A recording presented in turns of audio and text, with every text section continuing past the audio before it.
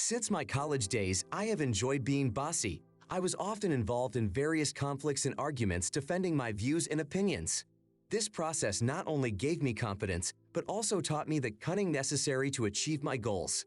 However, I never envisioned that such skills would prove useful in my personal life. In particular, they came in handy during my divorce from my unfaithful wife. My name is Stephen Catlin. I have been married for 15 years, and during that time we have had 2 children, a 7-year-old boy and a 15-year-old girl. Although I consider myself an overbearing and strict man, this applies more to my behavior with strangers. In the family circle, I show myself from a different side. I am kind and affectionate, raising my voice only in exceptional cases and only for educational purposes. I keep my body slim and fit. I go to the gym regularly to keep fit. My wife, Kathleen, who is a petite brunette with brown eyes, also likes to look after herself. She has a trim figure, great breasts, and her skin is soft and smooth. Kathleen was worried that she might lose her slimness after having children, but in my opinion, she even started to look better. However, her attractive appearance sometimes causes unwanted attention from men, which seriously annoys me. There have been times when I don't restrain myself and react to Kathleen socializing with someone. My jealousy is strong, and I don't always know how to handle it. If someone stands next to my wife for more than a minute, I get nervous. This doesn't mean I don't trust Kathleen. It's just part of my character. Years pass, and I continue to fight the inner beast of anger, trying to tame it. I can't claim to be completely rid of the problem, but in our 15 years together, I've never given up. Kathleen only had to deal with my bouts of jealousy a few times. She knew what I was capable of, and that knowledge proved useful. Once, while on vacation with friends, when Kathleen was at a club and I was supposed to arrive later, some defiant individuals tried to get her to dance despite her refusals. They acted aggressively and even dragged her to dance. As soon as I arrived at the club with my friend, I immediately intervened. I asked one of them if he really thought his actions would go without consequences. After showing this guy his place and letting him know that messing with me was a bad idea, Kathleen and I decided to leave. This incident got me thinking about a lot of things. With the arrival of a new boss in Kathleen's office, her appearance changed noticeably and our intimate life deteriorated. Kathleen began spending more time on her phone, claiming to be socializing with friends. She also began to have important business meetings, mostly in the evening. All of these changes fueled a strong sense of jealousy in me. I realized that confronting these changes directly would be foolish, so I decided to resort to a more devious way of finding out the truth. Despite my suspicions, I turned to a private detective, asking him to help me understand the situation.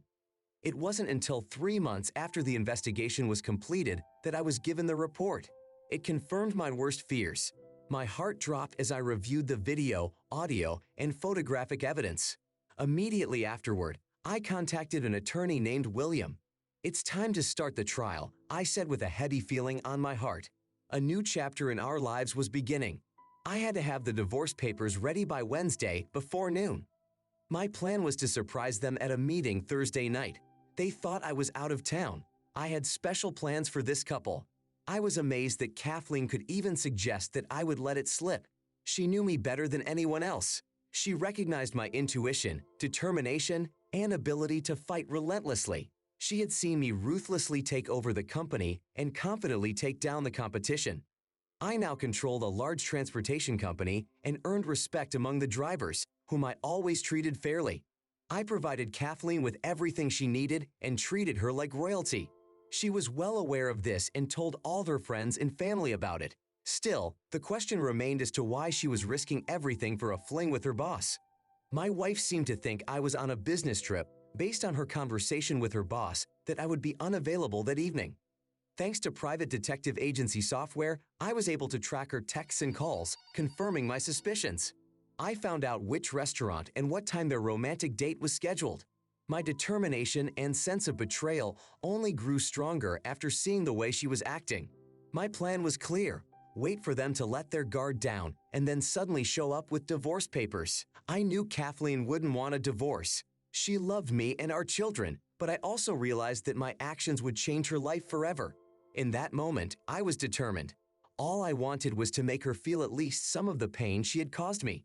Despite what some might argue in favor of forgiveness and letting go of hurt, Especially considering our children during our 15 years of marriage, I noticed that my jealousy and alpha male instincts wouldn't allow me to just let this situation go. I absolutely refused to tolerate another man being around my wife. Despite all my love for her and the pain I had endured, I realized that I would never be able to see or touch her the same way again. In standby mode, I watched and waited for the signal so I would know when to act. So one Thursday night, I got the sign. They sat down at a restaurant and ordered drinks. I was ready to get out of the car and enter the restaurant. I exchanged smiles with the hostess and contained my anger. My wife was sitting at the table in a provocative cocktail dress that emphasized her cleavage. It drove me crazy, especially since she had never worn something like that for me. I was embarrassed and upset by her behavior. Why had she done this? It was crazy. It seemed she wanted to look seductive to her date. As I approached their table, I noticed how engrossed they were in each other, creating an adorably cute scene. It wasn't until I pulled out a chair to sit at their table that they noticed me. Kathleen's gaze was clouded with a mixture of fear and guilt that I hadn't noticed before. Kathleen's supervisor looked at me with displeasure, apparently not realizing who I was. I started the conversation with a smile. "Hi, Kathleen, how's your date going?" I asked cheerfully. "What brings you here?" "Thought I wouldn't be around," I added. She hesitated, trying to find the right words. Finally, she began.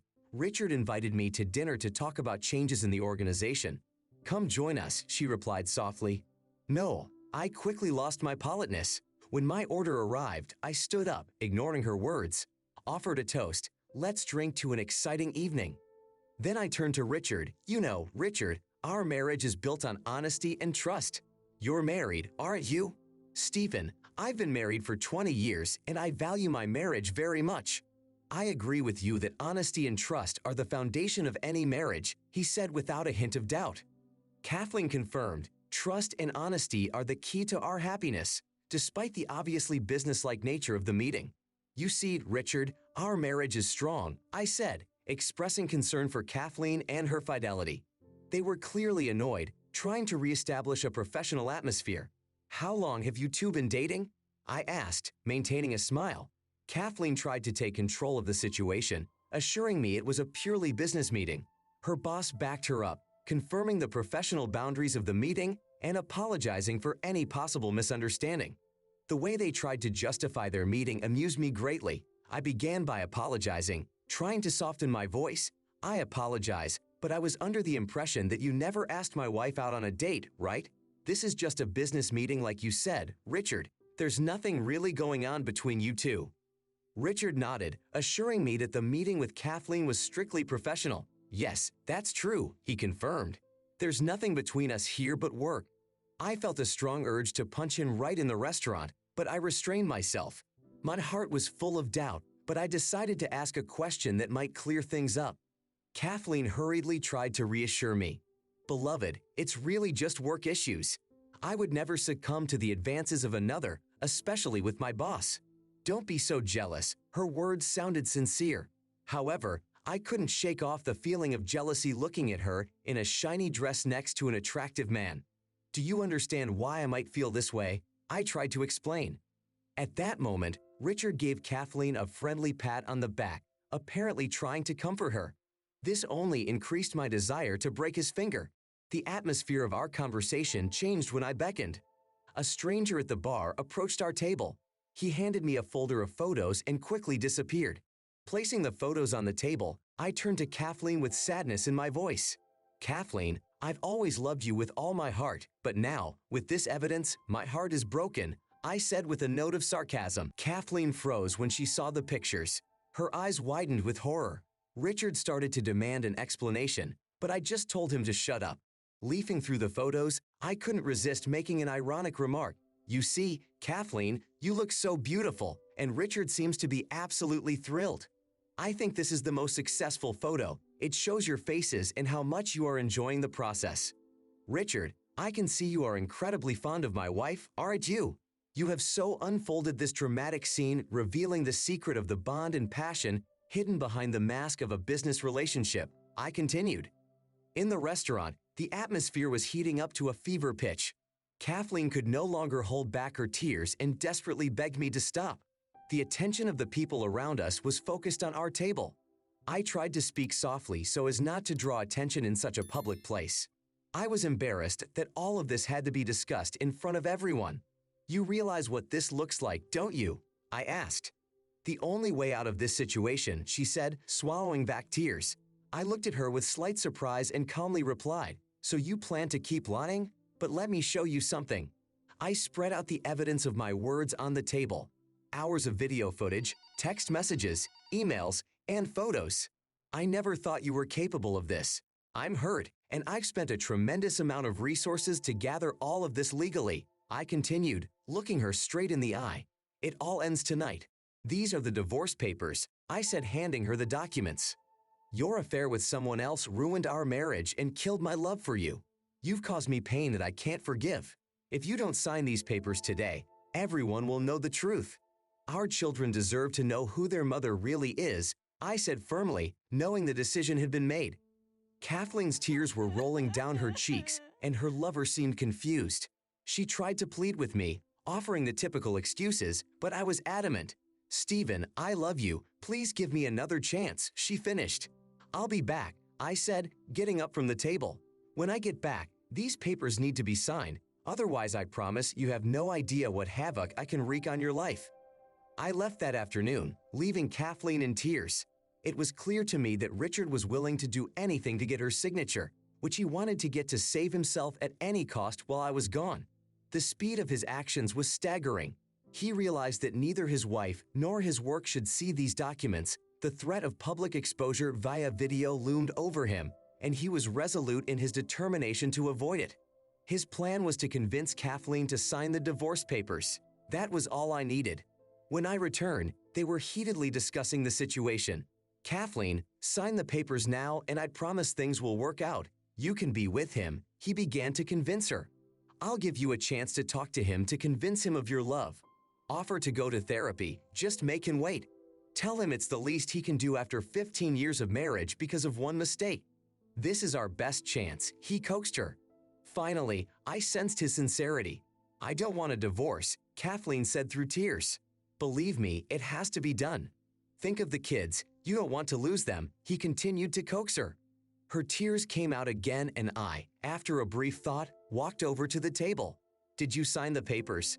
I asked with sadness in my voice. She met my gaze and whispered, Honey, I'll do anything you ask, including signing those papers. But please give me a week before you make any final decisions. Can you let me go home? Give me this week after 15 years together. Can I spend it with our children? I paused for a moment, contemplating her request. Eventually, my heart softened. Although you deserve my anger for what you've done, I'll give you a chance. You will stay in the guest bedroom. I can't let you sleep next to me, but sign the papers. She sadly signed them. I put the papers in the folder. Getting to my feet, I was ready to leave. But before I did, I took her hand. She smiled for a moment before she realized I was taking off her wedding ring. I left mine on the table, tossing it carelessly into her wine glass. Her eyes filled with tears, but I couldn't hide my smile, seeing her begin to understand my pain. Turning to Richard, I said, She's yours now. Do what you want, but remember, Richard, you invaded my family, ruined our marriage, and risked a lot. It's in my hands now. Don't you dare mess with me. You're very lucky I didn't follow through with my original plans. This isn't over. Richard nodded silently as I stood over him. He was obviously in my hands. I liked that I could manipulate him at will. However, I decided to stick to my original image. I wondered if they would still have the desire to be together after I left. I was about to leave when Kathleen suddenly grabbed my hand.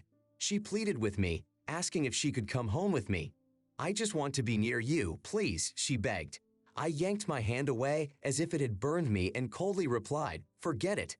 I don't want to be seen in your company. You're in a business meeting today.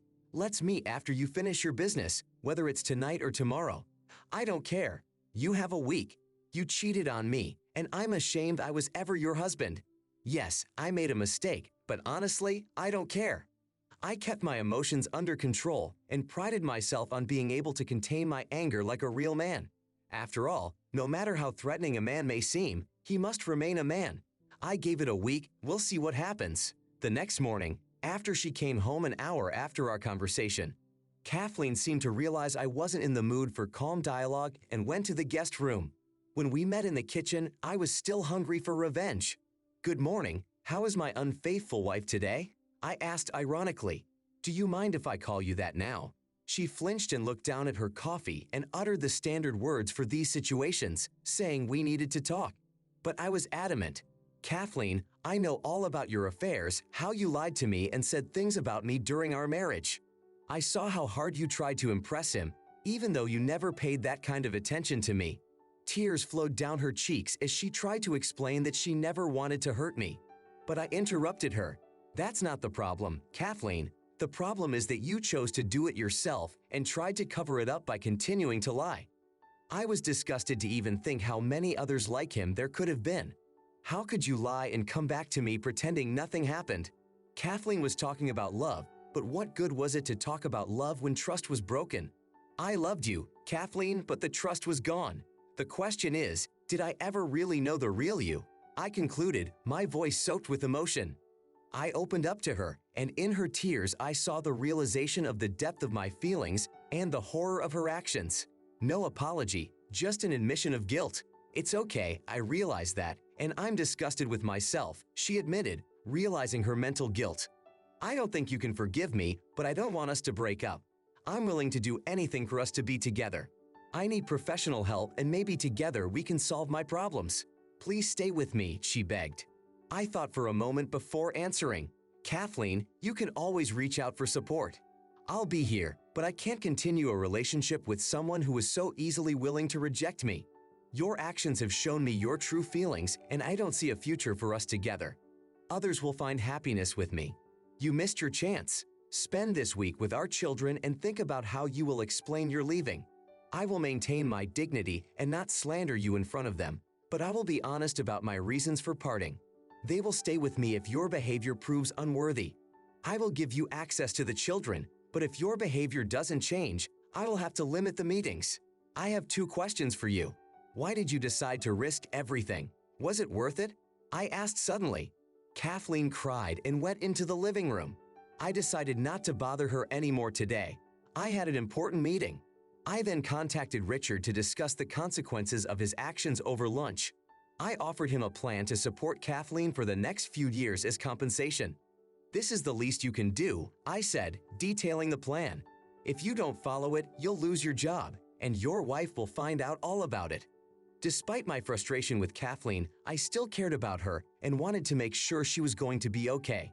"You need to take responsibility for your actions." I concluded my conversation with Richard, emphasizing the importance of the consequences of his actions. Richard paid each month, keeping my warning in mind.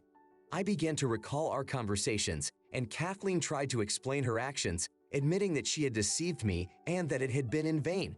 She regretted it, but couldn't understand why she had done it. Now she was alone, having lost the love that once belonged to her. I could have completely ruined her life, but losing her family and my love seemed punishment enough. She searched for answers but couldn't explain her act, only saying, "I don't know why it happened." She claimed it had nothing to do with our relationship, that she loved me and was happy with our life together, but something new and exciting had prompted her deception. "Kathleen, if you were happy, why did you do it? You chose such provocative outfits for him, things you never did for me. Maybe if you had put so much effort into our relationship, we wouldn't be in this situation," I continued. "Your actions and words say it just happened, but they don't give me answers. You say you love me, but your actions say otherwise. I hope one day you can explain this to me sincerely." After the divorce, the kids stayed with me. I even helped my ex-wife and her new partner get back on their feet. I didn't want her to hit rock bottom because I realize everyone can make mistakes. It's always important to realize that every action has consequences that can be devastating. I'm glad I was able to contain my emotions and make the right decisions. That's the end of the story. Do you think the main character did the right thing by avoiding direct confrontation and choosing a more peaceful way to solve problems? Why did the main character's wife decide to cheat on him? Is the main character to blame for this? Why didn't the main character ruin the life of his wife's lover? Write your opinion in the comments. We will be interested to read it. Also, don't forget to subscribe to the channel and put a like so you won't miss new, no less interesting and exciting stories.